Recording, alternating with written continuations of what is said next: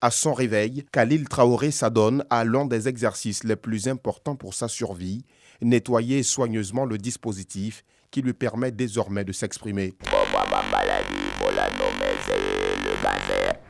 C'est vrai que ça a commencé avec un pneumothorax. Toute chose qui devait m'alerter. L'histoire de Khalil est d'abord celle d'un adolescent de 12 ans, pris au piège de la cigarette, encouragé par l'effet de mode. Il y avait la mode d'une part, parce qu'il était autorisé à ce moment sur les grands écrans de faire la publicité liée à la consommation du tabac. C'était généralement fait par des faux-boys à l'époque.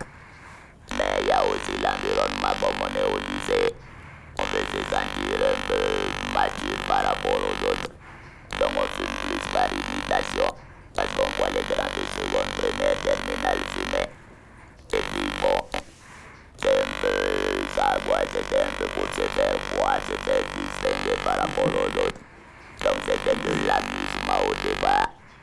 Quand malheureusement l'addiction s'est installée. C'est en 2004 que Khalil, sorti fraîchement d'une hospitalisation, décide d'arrêter la cigarette. 7 ans après, en 2011, il connaît de graves problèmes de santé, notamment à la gorge. C'est le début des souffrances infligées à celui qui croyait être pourtant tiré d'affaire depuis 2004. J'ai commencé à perdre de la voix. À partir de cet instant-là, j'ai senti que quelque chose n'allait pas, mais je ne pouvais pas quitter le tabac puisque avec 7 ans derrière déjà que j'avais arrêté. De consultation en consultation, j'ai vu qu'on s'acheminait. C'est ce que je redoutais le plus. Là, on a soupçonné que c'était un cancer que je pouvais.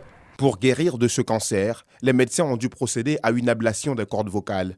Un traitement qui a nécessité la mobilisation de plus d'une cinquantaine de millions de francs CFA, y compris les nombreux voyages en Europe. La post-opération m'a livré au radiothérapeute. À la chimiothérapie aussi.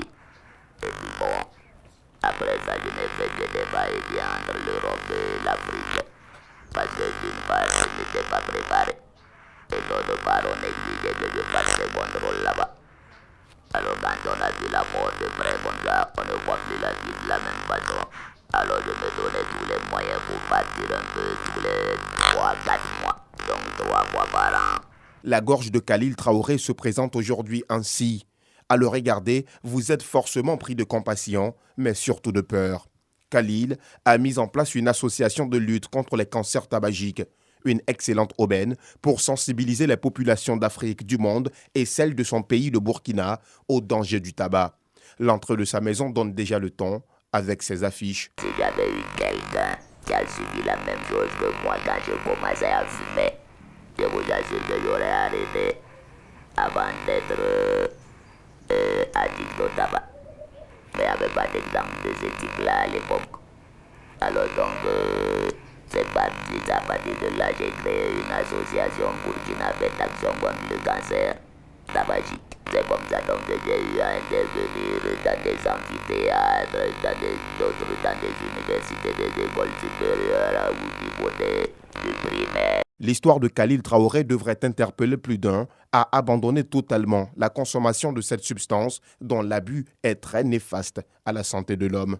Selon l'Organisation mondiale de la santé, toutes les minutes, 6 personnes dans le monde meurent du tabac, soit plus de 6 millions de décès annuels liés aux méfaits du tabagisme.